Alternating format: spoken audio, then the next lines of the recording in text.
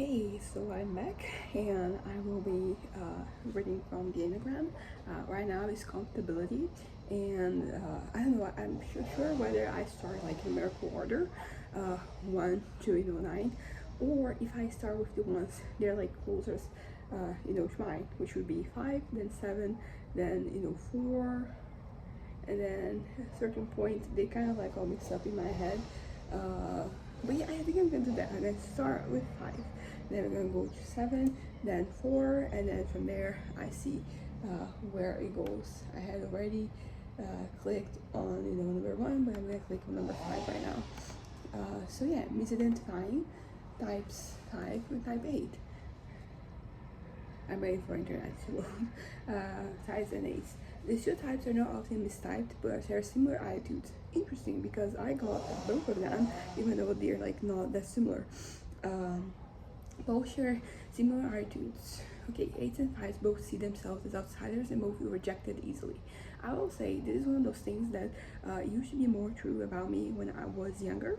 Like I think I used to, deal with rejection, much worse. I just, yeah, I think like I lacked, I guess like a certain level of thick skin, because I would think that like there were certain things that I was pretty resilient to, and then there were some things that they were kind of like, I was kind of vulnerable, and I think this is one of them. So also the whole outsider thing, I honestly don't feel like that so much anymore. I feel like I'm pretty, I don't know, I'm pretty engaged in the environments that I choose to, be a part of. I think that I feel like more isolated when, there's some mental illness thing. So like when I'm depressed, I feel kind of like different. Same thing when I'm manic, for completely different reasons. I think that, I'm kind, like not like everybody else. Which to be fair, like it is, there is some level of truth to that, because when I'm manic, I get very uh, yeah, my filter is, my filter is already like not out there because of my ADHD. But then when I get manic, there's no filter, so I just do whatever, I just think whatever. So, most people, they have, self-control. In a way, I kind of don't when I'm like in those moments. Um, Both are highly independent and willing to go to battle with anyone who threatens their independence. I would say I do relate with this. My independence is very important, has always been, although I will say that throughout the years there's been a change in, I'm talking more today, so I think this means that I'm like healed, right? There's been like a difference. Like I feel like when I was younger, I felt threatened much more easily, like felt my independence was threatened by things that were not really threatening my independence, but they were perceived as threats by my brain. So there's that. Um, Both believe in direct communication can be aggressive and edge protective vulnerability. Oh, this is more this is a short one. But yeah, I do believe in direct communication. I usually have issues to deal with people who cannot really state what they want directly. I understand that people are different, that people have hesitations, but I try to create like an environment where people feel comfortable just saying what they think, because I can't do the whole back behind your back thing. Like that's not for me. It can be aggressive, although I've been trying to be more assertive. As the years pass, I'm closer to being more assertive and not aggressive. But if I'm like not in a healthy place, I do regress to aggressive to aggression. And then protective vulnerability. This is something that is both, it rings both true and not for me, because on one hand I'm very more open with the things that affect me, so I'm way more vulnerable, but in their vulnerability there's a certain level of strength, because usually the things I share are the things that I'm okay with sharing. I don't see kind of like, I don't feel exposed by sharing them, while like there is still some things that I'm like very skimmish about. I don't want to explore them. Some of the things in my head, my fantasies for example, like I don't feel comfortable sharing them with people or talking about them in specifics. I usually mention that they exist, even to my therapist, like it's, I'm having these fantasies. I don't go into many specifics. Eights sometimes can see themselves as fives because they go to 5 in stress. Interesting. Like that's what I wanted, to see. And therefore recall times when they have withdrawn from others to strategize and think about their future courses of action. This is interesting. Am I not a 5 because of this? Also, like I Oh yeah, like they're going, because this is talking about both, so we're gonna see how the fives, they kind of like go back, and if there's a balance, then I'm inclined to say that like they're both exemplary of me. Uh, Nonetheless, eights more often deal with problems head on and can be highly assertive in going after what they want. I like to think that I'm highly assertive in going after what I want. The issue is usually figuring out what that is. Like I sometimes don't have a very clear notion about what I want in some areas of my life. I had, the certainty for many years, but that certainty was based on a fantasy, so it's not really something that I am, uh, yeah, that I am, fully, invested in. Um, Fives, by contrast, tend to retreat from others and cut off from many of their needs in order to avoid risky dependencies. I gotta say, like, I don't think that these two are like contradictory. I don't think that the one excludes the other, because you can, retreat into yourself and still, like you're kind of like retreating emotionally. Like you're not really exposing yourself, but you're out there, doing the things you are, working towards, the things. Um, but yeah, so, but the system making it seems that they're mutually exclusive. I don't really feel so, like if that's the case. Um, but yeah, but the risky independences, I really don't like. But I will say that I have become more open as the years pass, and I grow as a person to depending on people, relying, not depending on them, but like relying on them. And I kind of like have to, because of mental health issues. I am really put a lot of times like in a position where I need to kind of like retreat and just really cocoon basically, and then I need people to have my backs when this is happening, and I do, which I'm very fortunate about that. um, so eights are highly intellectual and very related to their bodies. They are people of practical action, pragmatism, sensuality as a result. I do relate to this, particularly sensuality. Like not so much lately, but historically there's been an element there. But they are going to say that fives are not as connected with their bodies, and I think that this was more true in the past. I think that right now I am in tune with what my body has to say, with my physical needs, my emotional needs, and as a consequence, I'm way more capable of activating myself, achieving change, or like accomplishing the things I want, whatever those are. Fives tend to stay in their heads more and often have an ambivalent relationship with their bodies. As I said, I think that I related to this more in the past. I don't think I'm in an ambivalent place anymore. I think I am in an active, place where I'm taking care of myself. Um, Staying grounded and practical can be a problem for fives. It is almost never one for eights. Interesting. By James Joyce, a five, with Ernest Hemingway, an eight.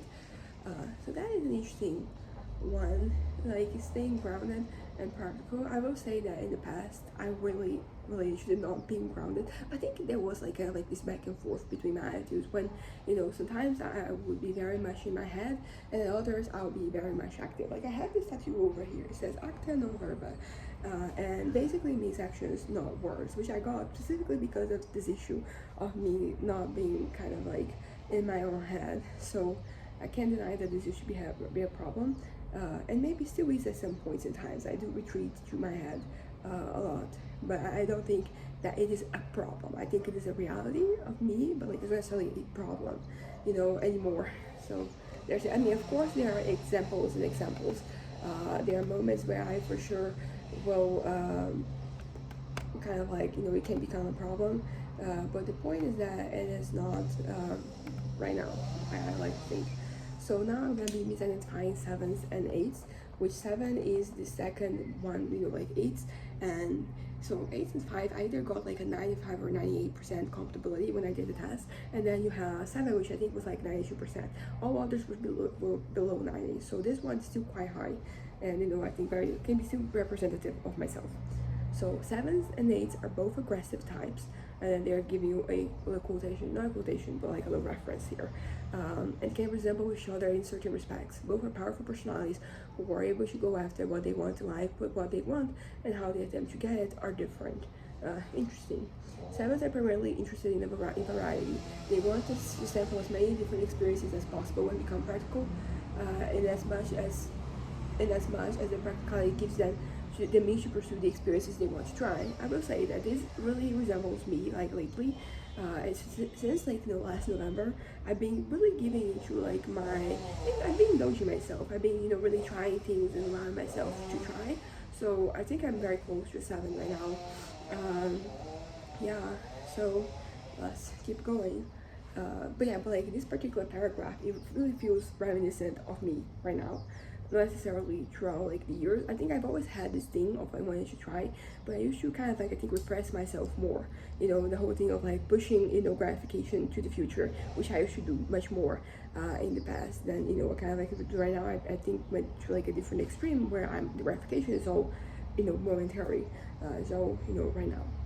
Aids by contrast are more interested in intensity. Oh, I also like intensity. They care less about variety than about having intense experiences that they enjoy.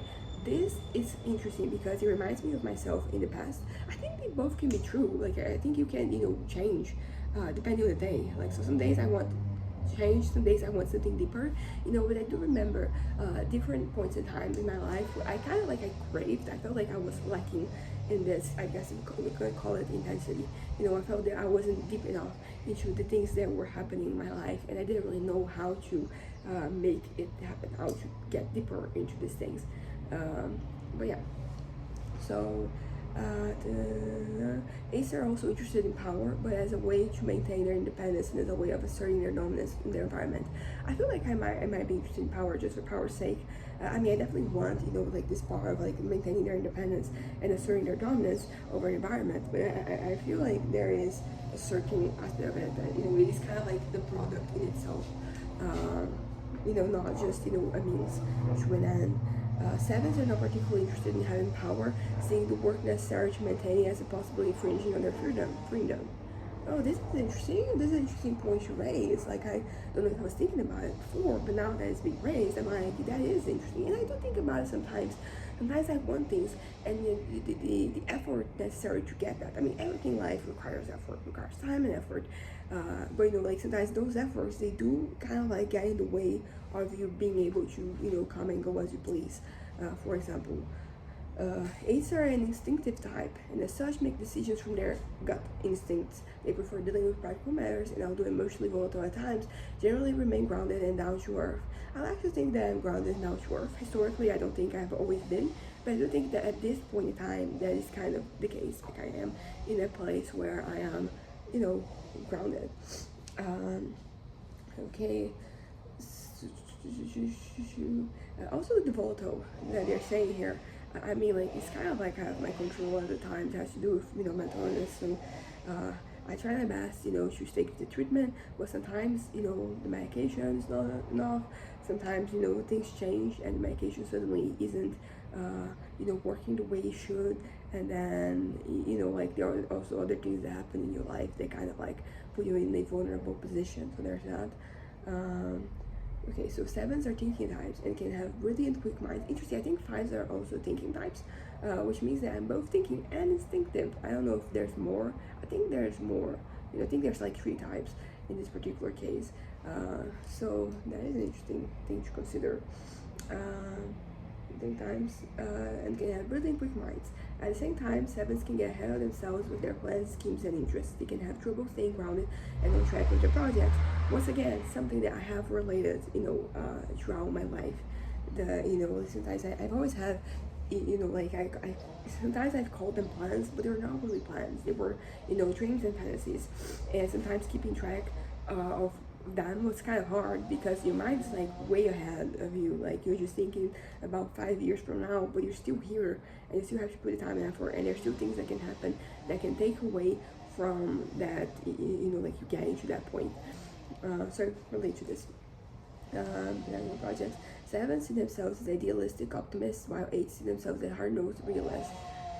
Okay, I will say that, the idealistic optimist is one of those things. I don't think I've ever identified as an idealist, but there's definitely points where I have been, so there's the difference between like how you perceive yourself and how you really are. So yeah, idealistic optimist. I don't think I ever consider myself to be an optimist, although like lately, this past couple of years, I think I might be getting closer. It's just that I've always been like a pessimist, very, very, like I mean, at first I wouldn't admit that, I was a pessimist. It was mostly just me saying that I was realistic, but it was not. It was just me being pessimistic. And, it's one of those things that, you have to kind of distance yourself from, because I was basically on one extreme, which is pessimistic. I think that you have pessimistic, idealistic, and realist, and then you have these spaces in between. And I think right now I'm more closer to being a realist, but as opposed to these two, like maybe I'm working towards being an optimist. Who knows? Da, da, da, da. No, those realists. Compare sevens like Mike Myers and Goldie Hawn with eights like Danny DeVito and Roseanne Barr. Those are like interesting, comparisons for you to make, because like I don't know any of these people personally. I don't know what they're like Hemingway and James, it's like the other person. They written things. I read those things, so I can compare their views. But like these actors, like I don't think this is a good example for you to just give here. Or maybe like politicians is also kind of like an interesting example, because like you see based on what they've done, like where they stand on things. But like actors, like usually I see the projects that they work on, not what they are doing naturally. Okay, so now I'm going for 4, because 4 it was the fourth one. Interesting, 4 was the fourth one. Midnight in Time 4